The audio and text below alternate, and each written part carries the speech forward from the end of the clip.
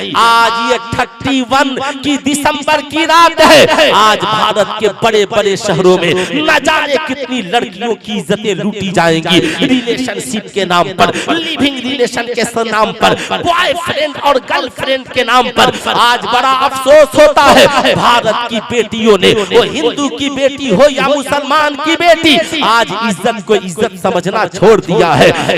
भारत की बेटियों, इज्जत को इज्जत समझो। अगर तुमने इज्जत को इज्जत समझना छोड़ दिया है तो याद रखना तेरी तबाही दूर नहीं है, तेरी बर्बादी दूर नहीं है। एक दिन आएगा तुझे इस किए पर पछतावा आएगा। जब पछतावा आएगा सुल्तान रजा कहना चाहेगा, आपसे मैं पूछना चाहता हूँ, इसलिए मैं अपनी कौम के नौजवानों से कहूंगा, हर कौम अपनी पहचान बाकी रखती है।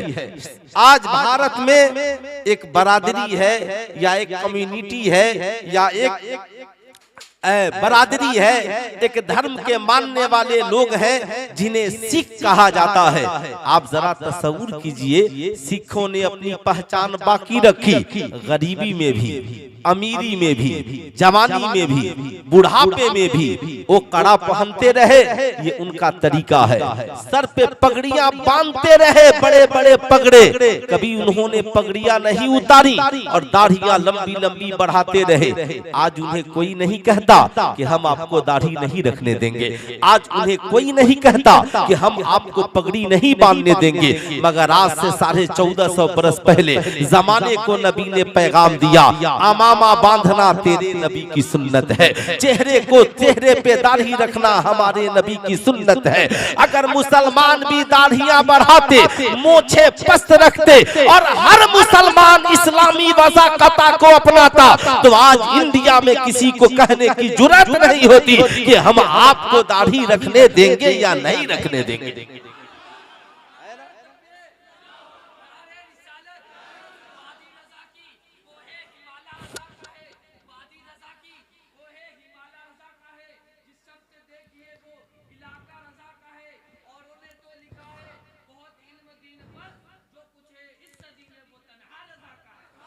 माशाअल्लाह, इस बच्चे ने मेरा मूड जो है ना बरेली वाला बना दिया। अब देखिए ये मूड कभी कभी बनता है। बरेली शरीफ में मिसाल में इस्लामिया इंटर कॉलेज में तकरीर कर रहा था। मुफ्ती सलीम साहब ने कहा आपको लंबी तकरीर करनी चाहिए, ये 15-20 मिनट में आप क्यों खत्म कर दिए, है ना। मैं बताना चाहूंगा रजा ने हमें दिया क्या। मैं कहता हूं कि बरेली शरीफ जाओ ना तो ये सुरमा और टोपी और इत्र और अमामा और ये सिरवानी और सदरी लेकर ना आओ, बरेली जाओ तो बरेली के अहमद रजा का अकीदा लेकर आओ, अकीदा लेकर आओ। रजा की एक बात अगर पूरी दुनिया के मुसलमान मान लिए होते तो ना आज हमारी ये आंखें बेहया नहीं होती, आज हमारी बेटियों के सरों से दुपट्टा नहीं उतरता, आज हमारे नौजवान शराबी नहीं होते, आज हमारी कौम के नौजवान अपने पैसों को जुए में नहीं लगाते, आज हमारी नौजवानों का लिबास नहीं बिगड़ता, आज हमारे तहजीबो तमद्दुन पे गए डाका नहीं डालते। रजा ने तो 100 बरस पहले यही कहा था, इस्लाम में टीवी देखना कल भी हराम था और आज भी हराम है। टीवी आई और हमारी कौम की बेटियां बेहया हो गई, नौजवानों के आंखों से हया के चश्मे उतर गए और आज ये कौम जहां पहुंच गई आपने कभी इसका तस्वुर नहीं किया होगा। आपको मैं छोटी छोटी इंशाअल्लाह कुछ बातें बताऊंगा। आज हम जहां पर जीवित हैं, लेकिन याद रखिएगा पूरी दुनिया में लोग उर्दू की बात करते हैं। अगर नातिया उर्दू के हवाले से पूरी दुनिया में सबसे ज्यादा हर रोज हर शब्द हर सुबह अगर किसी की शायरी पढ़ी जाती है तो बरेली के अहमद रजा की शायरी पढ़ी जाती है। कहीं कहीं साहब खानका हो, दरसगाह हो, साहब जलसागाह हो, सुबह को मस्जिदों में चले जाएं तो रजा का सलाम पढ़ा जाता है, जलसों में चले जाएं तो अहमद रजा का कलाम पढ़ा जाता है। उसके बाद अगर किसी की शायरी पढ़ी जाती है तो डॉक्टर इकबाल। अल्लाह ने उस कौम की हालत नहीं बदली, न हो एहसास जिसे खुद अपनी हालत के बदलने का, नहीं तेरा नशीमन कसरे सुल्तानी के गुंबद पर, तू शाहीन है बसेरा कर पहाड़ों के चट्टानों पर। वो अंधेरा ही भला था कि कदम राह पर थे, रोशनी लाई है मंजिल से बहुत दूर हमें। आज 2025 की हमारी जिंदगी की पहली रात है। मैं आपसे पूछना चाहता हूँ, आप बताएं, यहूदो नसारा जब से 25 दिसंबर से क्रिसमस मनाते हैं, वो माज़अल्लाह उनका अकीदा है कि हजरत ईसा अलैहिस्सलाम इसी दिन पैदा हुए। सुल्तान रजा कहना चाहेगा, अगर ईसा अलैहिस्सलाम की पैदाइश की खुशी ईसाई पूरी दुनिया में मना सकते हैं, तो मुसलमान जिस नबी के सदके में हजरत ईसा पैदा हुए, उस मोहम्मदुर रसूलुल्लाह की पैदाइश की खुशी पूरी दुनिया में क्यों नहीं मना सकते हैं? तभी तो कहा था, निसार तेरी चहल पहल पर हजारों ईदे रबीउल अव्वल, सिवाय इब्लीस के जहां में सभी तो खुशियां मना रहे हैं। हजरात, मैं कहना चाहूंगा, याद रखिएगा, ये भारत की सरजमी वो सरजमी है जहां पे सबसे पहले इंसान का वजूद आया, जो हजरत आदम अलैहिस्सलाम की शक्ल में है। आज साहब, अगर इंडिया में बात नूर की जाए, तो हजरत आदम की पेशानी में नबी का नूर नूर की शक्ल में पूरी दुनिया में कहीं और उतर कर नहीं आया, सबसे पहले इसी भारत की सरजमी पे उतर करके आया है। आज लोग कहते हैं अरब में ये नहीं होता, तो सुल्तान रजा कहना चाहेगा, अरे हम तो पहले से कहते आ रहे हैं, हमें सरकार मुफ्ती आलम इस्लाम मुफ्ती आलम इस्लाम अल्लामा मुस्तफा रजा खान ने बताया, तेरे हबीब का प्यारा चमन किया बर्बाद, इलाही निकले ये नजदी बला मदीने से। याद रखिएगा, आज अरब में जो हो रहा है, क्या आप इंडिया में करने के लिए तैयार हो? मगर हम इंडिया वाले नबी की विलादत की खुशी मनाते हैं, इसलिए कि इंसान की शक्ल में सबसे पहले हजरत आदम यहाँ तशरीफ ले आए, और उनकी पेशानी में नबी का नूर भी भारत में सबसे पहले चमका है, सबसे पहले चमका है। मेरे और आपके रजा ने कहा, चमक तुझसे पाते हैं सब पाने वाले, मेरा दिल भी चमका दे चमकाने वाले, बरसता नहीं देखकर अब्रे रहमत, बदों पर भी बरसा दे बरसाने वाले। लेकिन मैं कहना चाहूंगा, आज पूरी दुनिया के ईसाइयों का अकीदा है, माज़अल्लाह, इस अहद में जो ईसाई मौजूद हैं, उनका अकीदा ये है, हजरत ईसा अलैहिस्सलाम खुदा के बेटे हैं। लेकिन हम मुसलमानों का अकीदा है, ना खुदा किसी का बेटा है, ना खुदा का कोई बेटा है। सुल्तान रजा अगर 2 मिनट का वक्त दीजिएगा तो इसे बता देगा। बता दूं? पूरा मजमा हाथ उठाकर एक बार सिर्फ मोहब्बत से बोल दे सुभान अल्लाह, है ना साहब? मैं बता दूंगा, आपको मानना ही पड़ेगा। साहब याद रखिएगा, आप पूरी दुनिया के ब्रिलियंट और पढ़े लिखे लोगों को जमा कीजिए। ये कलकत्ता है, ये सब पढ़े लिखे लोग हैं, कोई मैट्रिक पास, कोई इंटर पास, कोई बीए पास, कोई एमए पास। आज डिग्रियों की कमी नहीं, कमी है तो सिर्फ अदब की कमी है। बेटा डॉक्टर बन गया, माँ की इज्जत नहीं करता, बेटा प्रोफेसर बन गया, माँ की इज्जत नहीं करता। हजारों बच्चे मैट्रिक की डिग्रियां ले लिए मगर माँ से मोहब्बत से बात नहीं करते। बेटा इंटर पास कर गया मगर बहन से मोहब्बत की बोली नहीं बोलता। लड़के साहब 14 साल स्कूल में पढ़ करके इंटर और बीए कर लिए मगर अपने उस्ताद का अदब नहीं करते। उसकी वजह यह है कि उनके पास डिग्रियां हैं मगर आमिना के लाल का किरदार उनकी जिंदगी में नहीं है। याद रखिएगा, आज बेटियों ने मैट्रिक की डिग्रियां हासिल कर ली, इंटर की डिग्रियां हासिल कर ली, सरों से दुपट्टा उतर गया।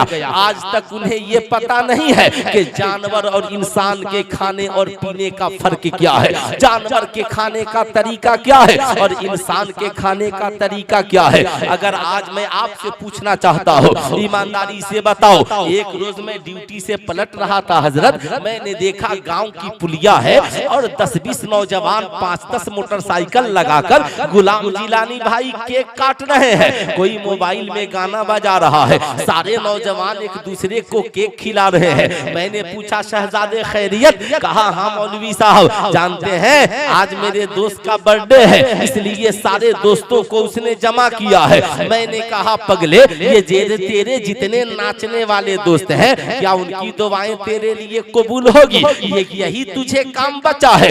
याद रखना, बर्थडे की पार्टी मनाना या विलादत की खुशी मनाना जायज तरीके से जायज है और नाजायज तरीके से नाजायज है। मैं आपसे पूछना चाहता हूँ, ये कहाँ का इंसाफ है कि आज हमारी कौम का नौजवान 10 आवारा दोस्तों को बुला ले, होटल में ले जाकर पार्टी का इंतजाम करे और वहाँ पे केक रख ले, नाचे गाए और हैप्पी बर्थडे यू बोले और एक दूसरे को केक यहूदियों की तरह काट कर खिलाए। मुसलमान का तरीका तो ये होना चाहिए कि अगर तू अपनी विलादत की खुशी मना रहा है तो सबसे पहले उस दिन खुदा की बारगाह में सजदा कर ले, ए मौला तूने हमें पैदा किया है। अब जरा गौर से सुनना, बता जब तू पैदा हुआ तो क्या तेरे दर्द के झटके, तेरी पैदाइश के दर्द के झटके तेरे दोस्तों ने बर्दाश्त किए थे? क्या तुझे सबसे पहले मुस्कुरा कर तेरे दोस्तों ने देखा था? क्या तेरे लिए पहनने का कपड़े का इंतजाम तेरे दोस्तों ने किया था?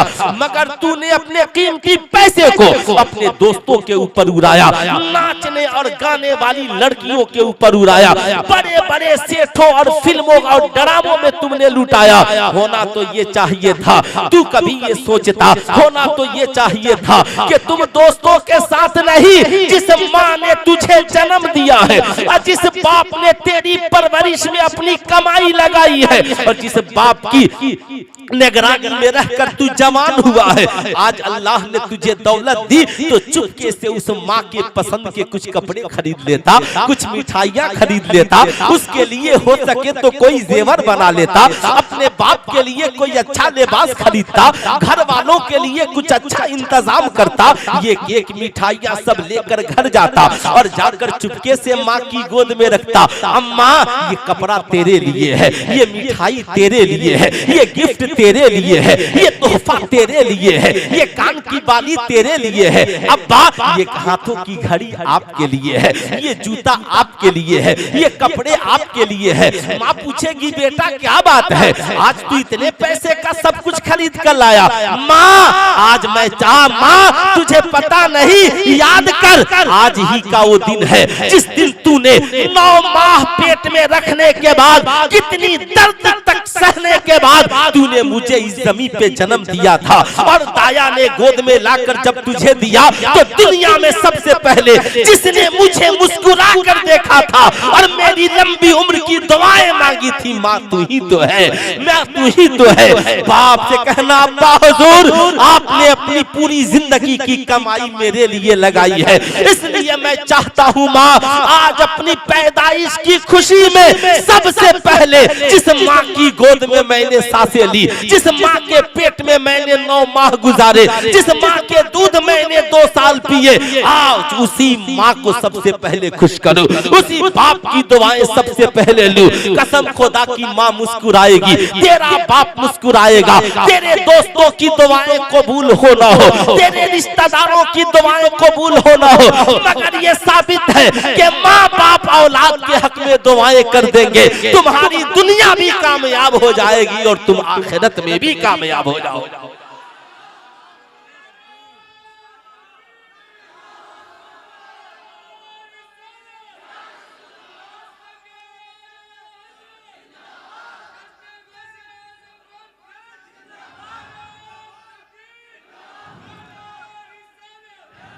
मगर आज बड़ा अफसोस, आज हमारी कौम का नौजवान अपनी बर्थडे पार्टी रात को होटलों में मनाता है, साथियों के साथ शराब पीता है और शराब पीकर बड़ी देर से घर लौटता है।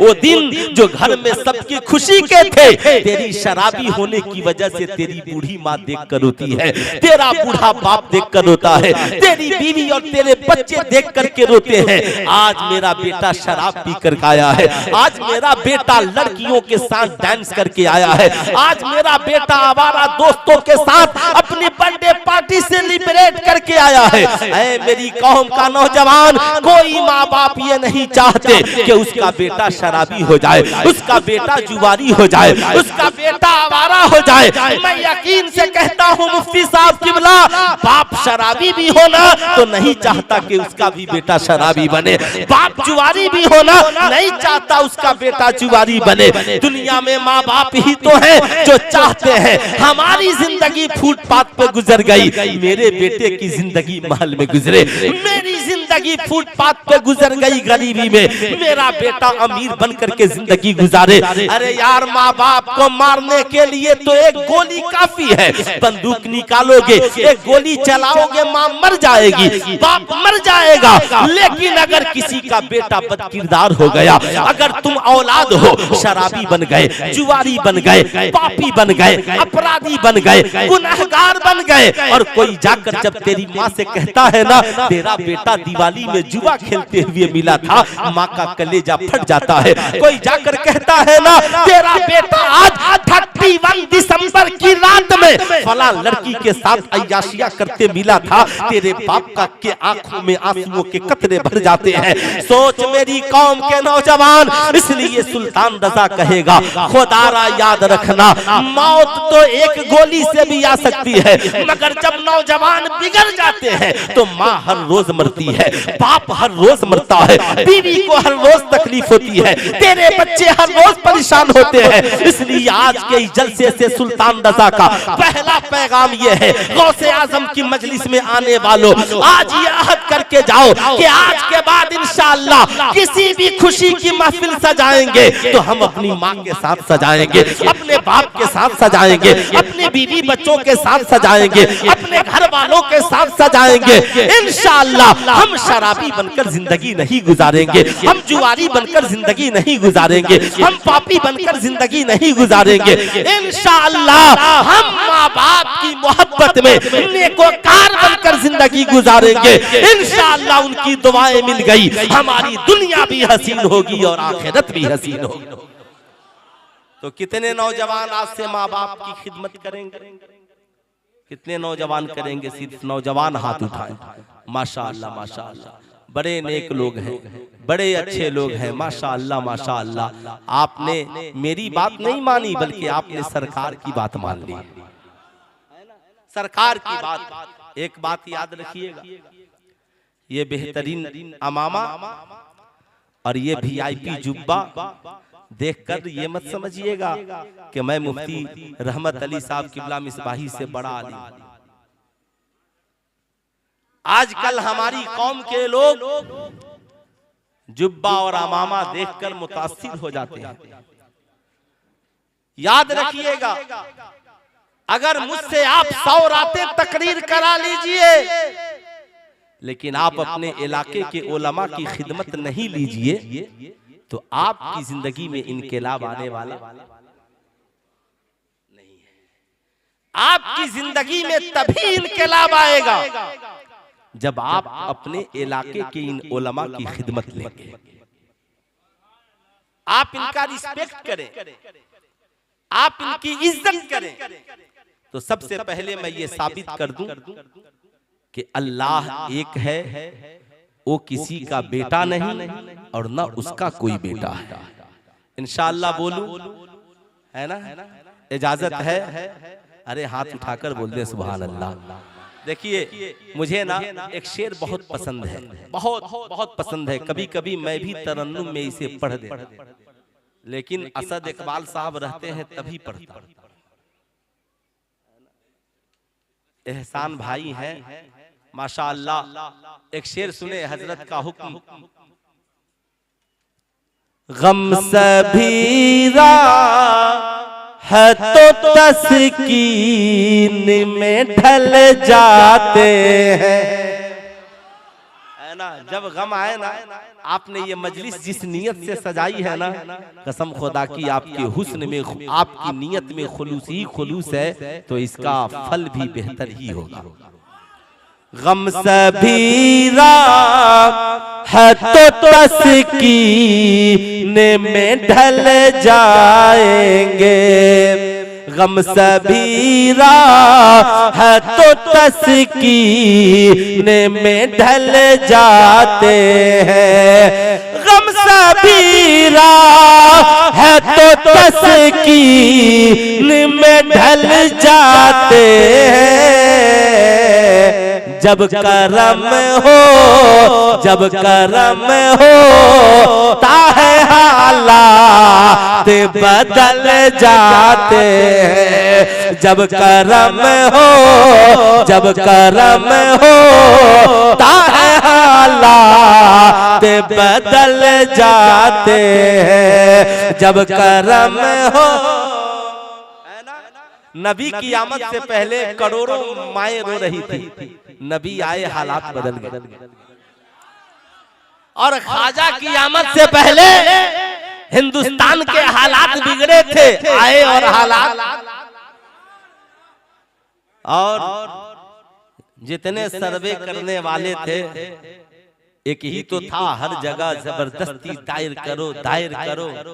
तो जब ख्वाजा तक पहुंचा तो इशारा ही ऐसा है कि सुप्रीम कोर्ट ने कहा खबरदार, अब कोई सर्वे हो ही नहीं सकता। अब किसी को है ना बोलने की भी इजाजत नहीं है कि वो सर्वे करे। आप सुकून से रहें, मगर आपसे भी मैं गुजारिश करूंगा, सरों पे टोपियां पहनोगे नहीं और टोपी की लड़ाई लड़ोगे। आज हमारी कौम के लिए ये अलमिया है। ए बच्चाए, खामोशी के साथ या तो जाकर उधर तकरीर करो या यहाँ सुनो। हमारी कौम नमाज पढ़ेगी नहीं और मस्जिद की लड़ाई। समझ रहे ना मेरी बात? समझ रहे ना? हमारी कौम की बेटियों के सरों से दुपट्टा उतर रहा है और मजारों पर खूब चादरें। समझ रहे ना मेरी बात? अब नहीं समझिएगा तो अभी मैं समझाऊंगा, और मैं तो समझा ही कर जाऊंगा। रजा के दर का ये कुत्ता जब यहाँ तक पहुंचा है तो कुछ न कुछ तो बातें होंगी। कुरान इल्म वालों से खिताब करता है, अक्ल वालों से गुफ्तगू करता है, बिलियन लोगों से बात करता है। आलमुन तालमुन बरून, पूरा कुरान उठा करके पढ़िए। सबसे बड़े अक्ल वाले कौन हैं? तो आप कहेंगे मौलाना जो सबसे ज्यादा मैथमेटिक्स का जानकार हो वो सबसे ज्यादा अक्ल वाला है, ब्रिलियंट है। मैंने कहा सारे अक्ल वालों को जमा कीजिए। सारे ब्रिलियंट जमा हो गए। मैंने कहा बताइए मैथ की शुरुआत कहां से होती है? कहा मौलाना 1 से। मैंने कहा गिनते जाइए, 1 से 100, 100 से 101, 100 से 1000, 1000 से 1001। मैंने कहा गिनती गिनिए। कहा मौलाना जिंदगी खत्म हो जाएगी मगर गिनती खत्म। कुरान ने 1450 बरस पहले कहा तुम खुदा की नेमतों को चाह कर भी शुमार नहीं कर सकते। नहीं कर सकते, उसे घेर नहीं सकते, गिन नहीं सकते। चलिए साहब गिनती की इंतहा नहीं, इब्तदा बता दीजिए। कहा मौलाना 9 से पहले 8, 8 से पहले 7, 7 से पहले 6, 6 से पहले 5, 5 से पहले 4, 4 से पहले 3, 3 से पहले 2, 2 से पहले 1। सब रुक गए। कहा 1 से पहले? कहा मौलाना 1 से पहले कुछ नहीं, 0 है। कहा ये 1 कहां से आया? क्या 1 को 0 ने बनाया? कहा नहीं मौलाना ये 1 अपने आप है, 1 को किसी ने नहीं बनाया। कहा 2 को? कहा इसी 1 ने बनाया। 3 को?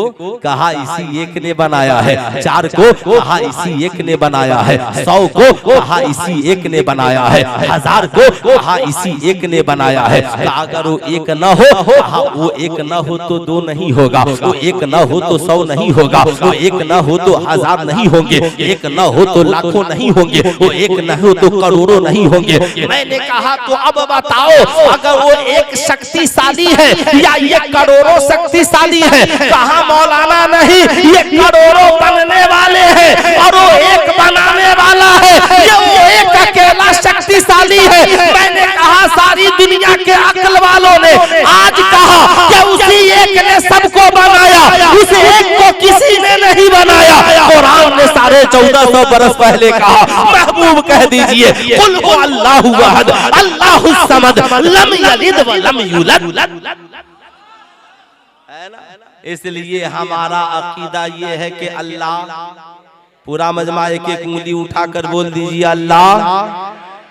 उसे किसी ने नहीं बनाया और उसका कोई बेटा नहीं, इसलिए हजरत ईसा अल्लाह की औलाद नहीं, अल्लाह के रसूल हैं, अल्लाह के बंदे हैं। ये हमारा अकीदा है। अब मैं ज्यादा छेड़छाड़ क्या करूं, इसलिए आप इतनी ही बात इसलिए मैं बता दिया। यही वजह है हम कभी इसलिए क्रिसमस का सेलिब्रेट नहीं करते, इसलिए कि इस अकीदे के साथ हजरत ईसा की विलादत की खुशी मनाते हैं और हम इस अकीदे में उनके साथ शामिल नहीं है। हजरत ईसा को हम मानते हैं, वो अल्लाह के रसूल है, अल्लाह के पैगंबर है, मगर हम उनको अल्लाह का बेटा नहीं मानते। अल्लाह का कोई बेटा नहीं। कुरान अल्लाह क्या है? कुरान ने कहा अल्लाह नूरु समावाते वल अर्द, अल्लाह जमीनों आसमान में नूर है। जमीनों आसमान में जो कुछ है ये सब खुदा का है। मगर आज बड़ा अफसोस है, हे मौला तूने सबको बनाया, हमें बनाया, इन्हें बनाया, सबको बनाया, औरतों को, मर्दों को, बच्चे बूढ़े जवानों को, हम सबको किसने बनाया? हाथ उठाकर बोल दे, किसने बनाया? खुदा ने। अब याद रखिएगा, बनाया खुदा ने, मगर पूछिएगा जीना कैसे चाहते हैं? तो आज का नौजवान कहता है माई लाइफ माई चॉइस। आज हमारी कौम की पढ़ी लिखी बेटियां कहती हैं माई लाइफ माई चॉइस। मैंने कहा भाई ये इंग्लिश है, जरा सख्त है, मेरी इंग्लिश कमजोर है, ट्रांसलेट करके बताइए। अब गुनाह का नाम ये इंग्लिश में लेकर समझते हैं कि हम तो वीआईपी इंग्लिश बोल दिए। अब ये समझेंगे थोड़ी, जैसे नाजायज रिश्ते को इंडिया में रिलेशन, लिविंग रिलेशनशिप कहा जाता है। अब जो बेचारे बूढ़े कम पढ़े लिखे लोग हैं वो समझेंगे लिविंग रिलेशनशिप क्या है, हम नहीं जानते हैं। अब एक मंत्री जी को अब बात समझ में आई है कि इससे तो पूरे मुल्क का माहौल और लड़कियों की जान को खतरा हो रहा है। मैंने कहा अगर आप इसी सोच में जीते रहे तो आने वाले दिन में और खतरा होगा, और ये खतरा तब समझ में आता है जब वो खतरा अपने घर तक पहुंच जाए। मियां इस्लाम सबको अमन सुकून से जीने का दर्स देता है, और जो इस्लाम के दामन में आ जाए उसे अमन और सुकून मिल जाता। इस्लाम ने कहा औरतों की खलत मलत तालीम नहीं होनी चाहिए। ये दुरुस्त नहीं कि नौजवान मर्द और नौजवान औरत एक जगह बैठकर पढ़े। मगर इस मुल्क में एक नारा लगा, बेटी बढ़ाओ बेटी बचाओ बेटी पढ़ाओ। आजादी निस्वा, औरतों को आजादी चाहिए और बराबरी का हक चाहिए। मैं पूछना चाहता हूं बराबरी का मतलब क्या? ठीक है साहब, आपने रिजर्वेशन दिया, अब एक ही स्कूल में टीचर भी पढ़ाए, शिक्षिका भी पढ़ाए, दोनों में इश्क हो जाए और दोनों फरार हो जाए शादी के बाद भी, तो इसमें बताइए कसूर आपका है या कसूर हमारा? इस्लाम ने कहा नहीं, लड़कों के लिए अलग स्कूल, लड़कियों के लिए अलग पढ़ने की जगह। तभी तो कलकत्ता में पहले बॉयज स्कूल अलग, गर्ल्स स्कूल अलग, बॉयज कॉलेज अलग, गर्ल्स कॉलेज अलग। ये 10 साल की आंधी तूफान ने लड़कियों को जिस बेहयाई पे उतारू कर दिया, नौजवानों को जिस बेहया माहौल में ढकेल दिया, इसे देखते हुए डॉक्टर इकबाल का मुझे वो शेर याद आता है, वो अंधेरा ही भला था कि कदम राह पर थे, रोशनी लाई है मंजिल से बहुत दूर हमें। इन्होंने आजादी निस्वा का नारा दिया, हम औरतों औरतों को आजाद कराना चाहते हैं। इन्होंने कहा कब तक रोटी बेलन करती रहोगी, कब तक सास की खिदमत करती रहोगी, कब तक ससुर की बात मानती रहोगी। तभी तो अमेरिका की एक पढ़ी लिखी लड़की ने एक साहब वीडियो बनाया और सोशल मीडिया पर डाला, कहा माई लाइफ माई चॉइस, मैं अपनी जिंदगी अपनी मर्जी से जीना चाहती हूँ। कैसी जिंदगी है आपकी? कहा मैं शौहर नहीं रखती इसलिए कि उसकी हुक्मरानी में रहना पड़ेगा, मैं बाप से अलग हो गई इसलिए कि बाप की बात माननी पड़ेगी, मैं माँ को पास नहीं रखती इसलिए कि माँ की हुक्मरानी मुझ पर चलेगी, मैंने शादी नहीं की इसलिए कि बच्चे पैदा होंगे तो उनकी खिदमत करनी पड़ेगी। मैंने कहा तब उसने कहा देखो मैं अपनी जिंदगी अपनी मर्जी से गुजारती हूँ, जब चाहूँ खाऊं, जब चाहूँ नाचूं, जब चाहूँ गाऊं, जब चाहूँ ड्यूटी करूं, मैं अपनी मर्जी अपनी जिंदगी से गुजारना चाहती हूँ, ये मेरी मर्जी है, नाचो गाओ, जिस मर्द के साथ चाहो रात गुजार लो, जिसके साथ जाना हो कहीं चले जाओ, किसी का अधिकार मेरे ऊपर नहीं है। सुल्तान रजा कहना चाहेगा आजादी का मतलब ये नहीं है बेटी बाप को छोड़ दे, आजादी का मतलब ये नहीं है बहू सास को छोड़ दे, आजादी का मतलब ये नहीं है, आजादी का मतलब के बीवी शौहर को छोड़ दे, आजादी का मतलब ये नहीं है कि नौजवान साहब माँ बाप को छोड़कर अपनी जिंदगी अलग गुजारे। आजादी का मतलब ये नहीं है, आजादी का मतलब तो ये है कि आप अच्छे कामों में आजाद हो जाए। ये मुल्क भी संविधान से चलता है और संविधान जहाँ शराब की इजाजत नहीं वहाँ शराब नहीं पी सकते, जहाँ जुए की इजाजत नहीं वहाँ जुआ नहीं खेल सकते, जहाँ पे ताश की इजाजत नहीं ताश के पत्ते नहीं ले सकते, जहाँ जहेज मांगने की इजाजत नहीं, मांग लिए तो पकड़े जाओगे। मैं कहूँगा अगर क्यों तो मुल्क के दानिश्वर कहेंगे मौलाना अगर संविधान नहीं होगा तो मुल्क का माहौल खराब हो जाएगा। अब सब बंदूक रखने लगे, सब गोलियां रखने लगे और अपनी मर्जी से चलाने लगे तो ना वो जिंदा बचेंगे ना दूसरों को जिंदा छोड़ेंगे। पता क्या चला? अबे एक मुल्क चलाने के लिए कानून की जरूरत है तो अल्लाह ने पूरी दुनिया को चलाने के लिए कानून की किताब की शक्ल में कुरान को नाजिल किया और इंसानों की रहबरी के लिए आमिना के लाल मुहम्मदुर रसूलुल्लाह को बनाकर भेजा और कहा ए इंसान आजादी तुझे मिलेगी मगर लोगों की गुलामी से आजादी, पत्थरों की पूजा से आजादी, तुझे आजादी मिलेगी किसी के जुल्म सितम से आजादी। तुम औरत हो बेटी हो दर्जा दिया जाएगा, बहन हो दर्जा दिया जाएगा, बहू हो दर्जा दिया जाएगा। आज इन्होंने आजादी निस्वा के नाम पर औरतों की इज्जत का जो गंदा खेल खेला, कहा औरतों आओ हम तुझे बराबरी का दर्जा देंगे, टेनिस में जगह देंगे, पहलवानी में जगह देंगे, सियासत में जगह देंगे, हम तुझे जगह देंगे, नौकरी में जगह देंगे। क्या हुआ साहब? लड़कियां जहां गई वहीं इनकी इज्जत लूट ली गई। क्या ये अखबार पढ़ने वालों से ढकी छिपी बात है? आज मुझे अफसोस हुआ हमारे किसी बरादरे वतन ने फेसबुक पर एक तस्वीर डाली, हमारी कौम की एक बेटी नकाब पहने पत्थर चला रही है और बरादरे वतन की एक बेटी पदक लेकर मुल्क का नाम रोशन कर रही है। मैंने कहा आप ये जो गंदा जहर घोल रहे हो, तुम नकाब पहनने वाली लड़की के हाथ में पत्थर दिखाकर ये बताना चाह रहे हो कि नकाब पहनने वाली लड़कियां पत्थर चलाती है, तो सुल्तान रजा कहना चाहेगा अरे पत्थर चलाना मुसलमानों की पहचान नहीं, ताइफ के मैदान में पत्थर खाकर उनकी हिदायत की दुआ करना मुस्तफा जाने रहमत का किरदार है, आमिना के लाल का किरदार है, मुहम्मदुर रसूलुल्लाह का किरदार है। आपसे मैं कहना चाहूंगा अगर मेडल जीतने वालों को आप सम्मान देते हो तो भारत की एक महिला पहलवान की इस मुल्क में इज्जत लूट ली गई, दिल्ली के इंडिया गेट पर बैठकर अपनी इज्जत की भीख मांगती रही, क्यों नहीं आपने उसे इंसाफ दिला दिया?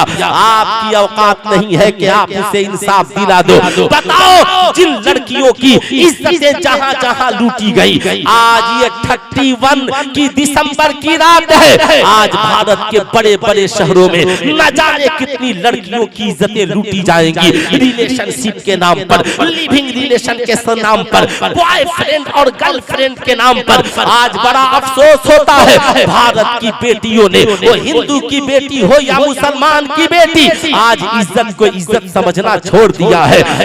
भारत की बेटियों, इज्जत को इज्जत समझो। अगर तुमने इज्जत को इज्जत समझना छोड़ दिया है तो याद रखना तेरी तबाही दूर नहीं है, तेरी बर्बादी दूर नहीं है। एक दिन आएगा तुझे इस किए पर पछतावा आएगा। जब पछतावा आएगा सुल्तान रजा कहना चाहेगा, आपसे मैं पूछना चाहता हूँ, बताइए ईमानदारी के साथ, भारत की पढ़ी लिखी लड़कियों की बात ही सुल्तान रजा करना चाहेगा। बताइए ईमानदारी से, आप में इतने लोग प्लेन में चढ़े होंगे, साहब एहसान शाकिर साहब इन ढींगों में बैठे, जैसे ही बैठे साहब बटन दबाया, प्यास लगी थी साहब 2-3 लड़कियां आ गई। हाँ सर एक्सक्यूज मी, पानी चाहिए? आप बोले चाय चाहिए, क्या मैं आपकी हेल्प कर सकती हूँ? मैंने कहा ताज्जुब है, कोई यात्री एक बटन दबाया, ये हवाओं में खलाओं में 250 यात्री एक प्लेन में कलकत्ता बैठे, यहाँ से मुंबई जाना है, 2.5 घंटे में 4 लड़कियां मिलकर 250 यात्रियों को पानी पिलाती रही, खाना खिलाती रही, इनके जूठे को जमा करके पॉलिथीन में नीचे उतारती रही। ऐलान होता है जितने यात्री हैं प्लेन अब लैंडिंग करने वाली है, आपने जो खा पी कर सामान रखा है उसे फेंकना चाहते हैं तो ये हमारी महिला कार्यकर्ता जो है ये आपके बीच से गुजरेंगी, आप उसमें डाल दे। आपसे मैं पूछना चाहता हूँ, वो मामूली लड़कियां नहीं है, डिग्री के हिसाब से बीए पास है, इंटर पास है, एमए पास लड़कियां है, आपका जूठा उतार कर डाल रही है किसी की हिम्मत जो कह दे कि ये नौकरानी है? ताज्जुब की बात है, 4 लड़कियां 250 यात्रियों को खिलाए पिलाए, मगर कोई नहीं कहता कि ये नौकरानी है। मगर बेटी बाप को चाय पिला दे नौकरानी हो गई, बीवी शौहर को खाना बना दे नौकरानी हो गई, माँ बच्चे के लिए खाना बना दे नौकरानी हो गई, बहन भाई के लिए कॉफी बना दे नौकरानी हो गई। ये इस गंदे ज़हन को आप इस भारत में जन्म दे रहे हैं। आप उन पढ़ी लिखी लड़कियों से पूछेंगे आप ये नौकरी क्यों करती है, वो कहती है हम सहायता की नियत से करते हैं, हम लोगों की खिदमत की नियत से करते हैं। हमारे ज़हन में ये बात नहीं है जो आपके ज़हन में है, हम नौकरानी की नियत से नहीं करते, हमारे ज़हन में ये है मैं यात्रियों की और मुसाफिरों की मदद के लिए ये काम कर रही हूँ। आज भारत के बड़े बड़े नेता उन लड़कियों से शादियां करते हैं, भारत के बड़े पढ़े लिखे लोग उन लड़कियों से शादियां करते हैं, कोई उन्हें नौकरानी नहीं कर सकता। अबे पगले, जब पढ़ी लिखी लड़कियां प्लेन में किसी को चाय पिलाए और जूठा गिलास उठा दे नौकरानी नहीं हो सकती, तो हमारी कौम की कोई बेटी अगर बाप के लिए खाना बना दे, शौहर के लिए खाना बना दे, नौकरानी नहीं होगी। नियत ये हो जाए कि दुनिया की सबसे हसीनो जमील और अच्छी औरत सैयदा खातूने जन्नत जब अपने बाप के लिए खाना बना सकती है तो मैं भी अपने बाप के लिए खाना बनाऊंगी ताकि बाप की खिदमत भी हो जाए, सैयदा खातूने जन्नत की सुन्नत भी अदा हो जाए। तुम शौहर के लिए खाना बनाओ, मगर इस नियत से सैयदा खातूने जन्नत अपने शौहर मौलाए कायनात के लिए खाना बनाती थी, मैंने भी बना दिया है ताकि शौहर की मोहब्बत भी बाकी रहे और सैयदा खातूने जन्नत की सुन्नत भी जिंदा हो जाए। मैं अपने बाल बच्चों के लिए की तरबियत करती हूँ, उन्हें खिलाती पिलाती पढ़ाती हूँ ताकि बाल बच्चों की मोहब्बत भी सीने में रहे और सैयदा खातूने जन्नत की सुन्नत भी अदा हो जाए। याद रखना, इन आवारा ज़हन के लोगों ने पढ़ी लिखी लड़कियों को घर से निकाल कर मॉडल गर्ल्स बनाया, काल गर्ल्स बनाया, एयर होस्टेज बनाया, साहब सेक्स वर्कर से लेकर सेल्स गर्ल्स तक बनाया आईन है, न जाने क्या क्या बनाया, मगर वाह रे इस्लाम तेरा जवाब नहीं है। इस्लाम ने कहा वो बेटियों मेरे पास आओ, तेरा बाप जिंदा दफन करता था, अब दफन नहीं होने देंगे। तेरा शौहर तेरी इज्जत नहीं करता था, अब ये जुल्म नहीं होगा। तेरा बेटा तू माँ है सम्मान नहीं करता था, अब ये नहीं होगा। तेरा भाई बहन की इज्जत नहीं करता था, अब ये नहीं चलेगा। इस्लाम ने कहा औरतों मेरे करीब आओ। जो ही औरतें इस्लाम के दामन में आई, इस्लाम ने कहा बेटी हो तो इस्लाम ने बाप के लिए रहमत बना दिया, बहन को भाई के लिए इज्जत बना दिया, बीवी को शौहर के लिए मोहब्बत बना दिया, और माँ के कदमों के नीचे इस्लाम ने जन्नत बिछा दी। आप बताएं इतना बड़ा, इतनी बड़ी इज्जत औरतों को किस मजहब ने दी है? जरा हाथ उठाकर बोले किसने, और जोर से बोले किसने। मगर आज बेटियां नाराज हैं इस्लाम से, क्यों भाई? कहा हमें अपनी आजादी वाली जिंदगी नहीं मिल रही। किस बात की आजादी? इज्जत लुटाने की आजादी, माज़अल्लाह शराब पीने की आजादी, आवारा लड़कों के साथ भागने की आजादी। जिसको तुम आजादी समझती हो, याद रखना तुम्हें नहीं पता, नहीं पता। ऐ मेरी कौम की शहजादियों, अल्लाह के नबी ने ऐलान फरमाया अल हयाओ शोबतुम मिनल ईमान, हया ईमान का हिस्सा है। बोल दे सुभान अल्लाह। हया ईमान का, हया ईमान का हिस्सा है। मगर ये सोशल मीडिया का जमाना है। एक बात का ध्यान हर नौजवान लड़का लड़की जरूर रखे, ये सिर्फ नौजवान लड़के लड़कियों के लिए गुफ्तगू। एक है मोबाइल और एक है किताब। मोबाइल को भी याद रखिए और किताब को भी याद रखिए, इसी का नाम तो मोबाइल है।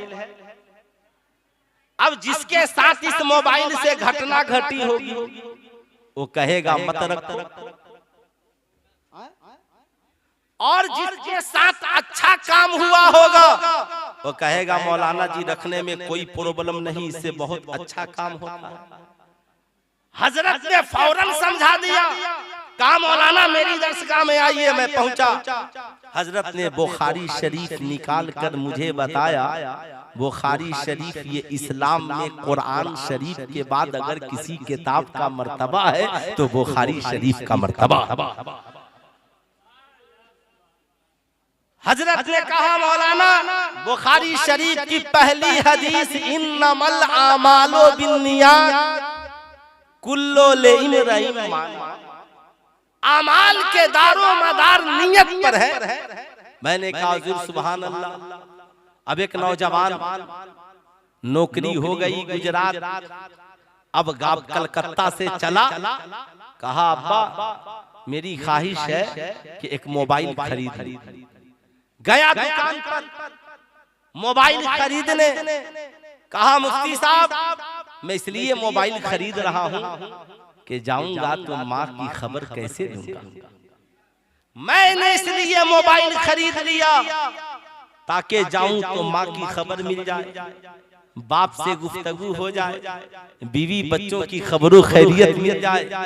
हजरत इसी मोबाइल में कंजुल ईमान कुरान शरीफ का तर्जमा लोड कर लूंगा, कुरान भी पढ़ूंगा, तर्जमा भी पढ़ूंगा, इसी में कुछ किताबें भी लोड कर लूंगा, शरई मसाइल पढ़ूंगा, इसी में हजरत मैं सरकार की नात भी सुन लूंगा, इसी कुरान शरीफ में दरूद शरीफ सुन लूंगा, अगर पढ़ने की तबीयत नहीं की तो कुरान शरीफ सुन लूंगा।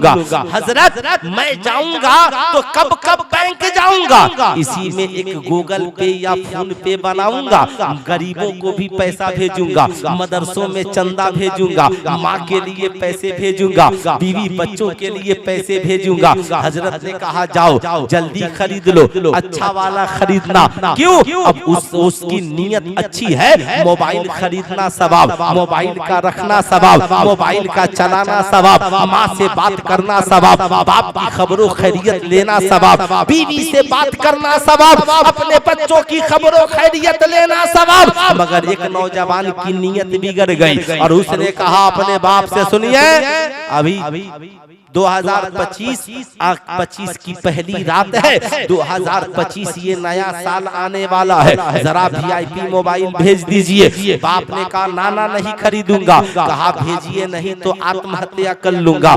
बाप जानता था, मगर जो ही नौजवान ने धमकी दिया, अब बाप ने पैसा भेज दिया। नौजवान इसलिए मोबाइल खरीद रहा था कि मोबाइल खरीदूंगा, इस पे गाना सुनूंगा, मूवीज देखूंगा, इस मोबाइल के जरिए IPL में सट्टा लगाऊंगा, इस पे साहब ड्रीम 11 में टीम बनाकर सट्टा लगाऊंगा, इससे अपनी गर्लफ्रेंड से गुफ्तगू करूंगा। नियत में भलाई नहीं है, अब उसका मोबाइल खरीदना गुनाह, उसका मोबाइल का रिचार्ज कराना गुनाह, उसका मोबाइल का रखना गुनाह। ए नौजवान, नियत बिगड़ गई, काम बिगड़ गया। नियत अच्छी हो गई, काम अच्छा हो गया।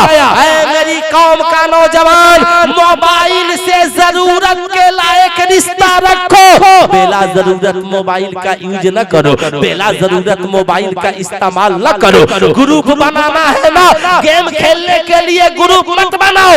UPSC और BPSC की तैयारी के लिए ग्रुप क्यों नहीं बनाते हो? इंटर में कामयाबी के लिए ग्रुप क्यों नहीं बनाते हो?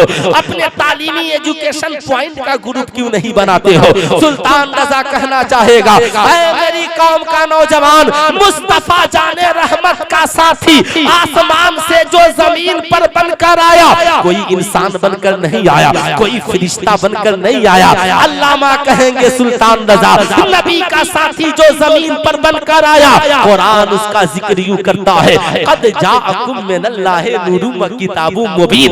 नबी का साथी आसमान से जो जमीन पर बनकर आया, वो कुरान बनकर आया है, किताब की शक्ल में आया है। ऐ मेरी कौम का नौजवान, मोबाइल से रिश्ता जरूरत के लायक रखो और किताब से रिश्ता हर लम्हा रखो, किताब से रिश्ता हर लम्हा रखो। चलो किताब बैग में हो, सो किताब सर के नीचे हो, पढ़ने वाले हो कुछ किताबें बैग में हो, जब सफर करो कुछ किताबें ले लो। ऐ मेरी कौम का नौजवान, अब तू ये सोचता है हम जबरदस्ती कोई काम कर लेंगे, ये तुम्हारी भूल है। अगर तुम ये सोचते हो तो ये तुम्हारी नादानी है। अब वो दौर नहीं रहा कि तुम बम चला दोगे, बंदूक चला दोगे, गोलियां चला दोगे, पत्थर बरसाओगे ना। पत्थर चलाना ये कामयाबी की दलील नहीं है, गोले बम बारूद बरसा देना ये आपकी कामयाबी की दलील नहीं है। जहां पे आपका हरीफ खड़ा है, जहां पे आपका मद्दे मुकाबिल खड़ा है, ऐ मेरी कौम का नौजवान, सुबह हो तो सड़कों पे दौड़ो, फील्डों में दौड़ो, मैट्रिक इंटर में अच्छे नंबर ले आओ, BA की डिग्रियां हासिल करो। जब बंगाल पुलिस की भर्ती हो, SSB की भर्ती हो, आर्मी की भर्ती हो, एयरफोर्स की भर्ती हो, UPSC और BPSC का इम्तिहान हो, बिहार पुलिस की भर्ती हो, इतना तेज दौड़ो कि तुझे रिवाल्वर खरीदने की जरूरत नहीं पड़े। सरकारी वर्दी भी तेरे जिस्म पर हो और सरकारी रिवाल्वर भी सरकार की तरफ से तेरे कमर में हो, ताकि किसी थाने में तू तैनात हो जाए तो थाने की भी हिफाजत करे, थाने में रहने वालों की भी हिफाजत करे, इस मुल्क का भी मुहाफिज हो और अपनी कौम व मिल्लत का भी मुहाफिज बने। सिर्फ रात भर मोबाइल चलाने से और सुबह को 10 बजे सोने से आप ये मसला हल नहीं हो। सिर्फ पार्लियामेंट में हमारे 10 नेता चिल्ला दे, ये मसले का हल, इस मसले का सिर्फ एक ही हल है और उस हल का नाम है तालीम। क्या नाम है? पूरा मजमा हाथ उठाकर बोलिए क्या नाम है, और जोर से बोलिए क्या नाम है? तालीम। अच्छा ये बताइए, जितने लोग यहाँ पर बैठे हमारी कौम की जो तालीमी सर्वे है इंडिया में, उसके हिसाब से आप तालीम के मामले में बिल्कुल सबसे निचले दर्जा में। ये तो मालूम है ना, सबको मालूम है। क्यों? हमारे बच्चे मैट्रिक पढ़कर तालीम छोड़ देते हैं, इंटर पढ़कर तालीम छोड़ देते हैं। बाप गरीब है इसलिए नहीं पढ़ते, माँ गरीब है इसलिए नहीं पढ़ते, बाप पैसा नहीं दे पाता इसलिए नहीं पढ़ते। मदरसों का भी यही हाल है। सानिया तक पढ़ा छोड़ दिया, राबिया तक पढ़ा छोड़ दिया। अब एक बात तो हजरत आपकी मौजूदगी में बिल्कुल किसी को बुरा नहीं लगना चाहिए। एक बात मुझे बताइए, जिस्म बीमार हो तो अच्छा डॉक्टर तलाशते हैं। अरे बोलिए जरा जोर से, अच्छा डॉक्टर तलाशते हैं ना। कितना ही महंगा डॉक्टर हो, है ना, आजाद भाई इलाज तो उसी से होगा। क्यों? जिस्म ठीक हो तो जब पूरा माशरा बीमार है तो जिस्म के इलाज के लिए अच्छा डॉक्टर जरूरी है, तो माशरे के इलाज के लिए भी अच्छा आलिम जरूरी है। आप अपनी मस्जिदों में अच्छा आलिम रखिए, मदरसों में अच्छा आलिम रखिए, खानकाहों को अच्छे आलिमों से आबाद कीजिए। अल्लामा माहिरुल कादरी और मुफ्ती साहब किबला जैसे आलिमों को बहाल कीजिए। जब महंगे डॉक्टर का महंगा फी दे सकते हैं तो अपने आलिम के लिए महंगा इंतजाम क्यों नहीं कर सकते हैं? आज यही वजह है, दाग हुए के मीर हुए, सभी एक ही जुल्फ के असीर हुए। आप ये तो कहते हो अच्छा डॉक्टर नहीं मिला इसलिए मरीज मर गया, तो सुल्तान रज़ा भी कहना चाहेगा आपने अपनी मस्जिदों में, मदारिस में अच्छे आलिम नहीं रखे। यही वजह है आज हमारा माशरा इस तबाही की दहलीज तक पहुंच गया। आप डरते हैं? ईमानदारी से बताइए, इंसान बहुत डिग्रियां हासिल कर ले, कॉलेज से लेकर स्कूल तक हर रोज मैं देखता हूं इतने बच्चे कॉलेज में पढ़ते हैं। कॉलेज का हर टीचर रोता है कि स्टूडेंट हमारी इज्जत नहीं करते, और करते भी नहीं है। कुछ बच्चे हैं जो करते हैं।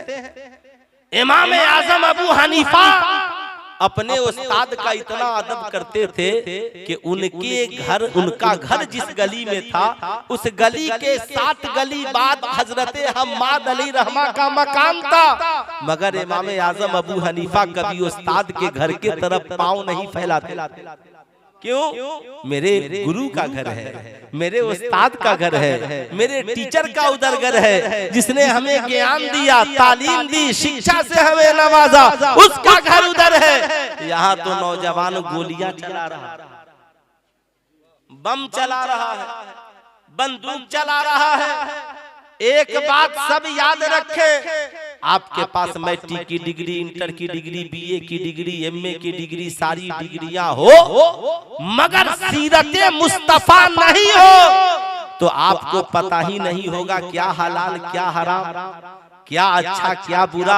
इसलिए इस्लाम ने कहा तलबुल इल्मे फरीज़तुन अला कुल्ले मुस्लिमिन व मुस्लिमा, इल्म हासिल करना हर मुसलमान मर्द औरत पर फर्ज है। अब जो फर्ज है वो 1 मिनट में सुन ले।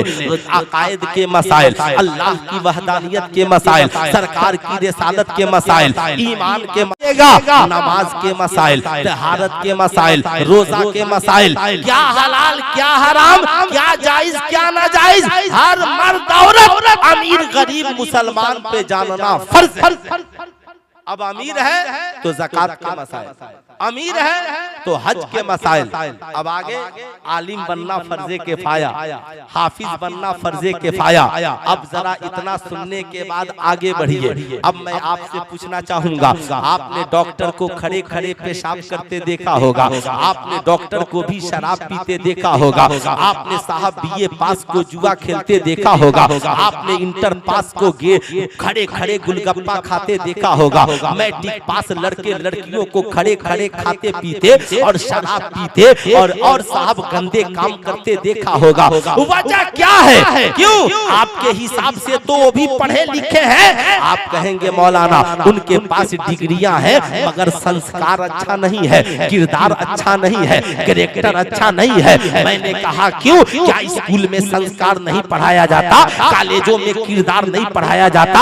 आप किसी कॉलेज में शिकायत करके देखिए, अरे साहब मेरी बेटी बड़ी नेक थी, कॉलेज में आने के बाद दुपट्टा उतर गया, क्या बात है, मेरा बेटा बड़ा अच्छा था, वो तो कलम चलाने आया था, ये बंदूक कब से चलाने लगा। कॉलेज का प्रिंसिपल कहेगा घर जाओ, हम किताबें पढ़ाने आए हैं, तेरे बच्चों को संस्कार पढ़ाने नहीं आए, किरदार पढ़ाने नहीं आए। मगर हमारी कौम का कोई भी बच्चा अगर आलिम की एक महफिल में चला जाए या जुमा के दिन तकरीर सुनने चला जाए या बच्चे बच्चियां मदरसे में पढ़ने चले जाएं, तो हमारा आलिम उसे कुरान पढ़ाता भी है और नबी का किरदार सिखाता भी है, बताता है माँ के कदमों के नीचे जन्नत है, बाप जन्नत का दरवाजा है, बेटा खड़े होकर खाना पीना जानवरों का तरीका है, बैठकर खाना पीना इंसानों का तरीका है, शराब पीना हराम है, जुआ खेलना हराम है, जना करना हराम है, सट्टा लगाना हराम है। याद रखना, बगैर निकाह के किसी औरत से मोहब्बत करना नाजायज है। अगर मोहब्बत करनी है तो माँ से करो, बाप से करो, बहन से करो, भाई से करो, और मोहब्बत करनी है तो निकाह के बाद अपनी बीवी से कर।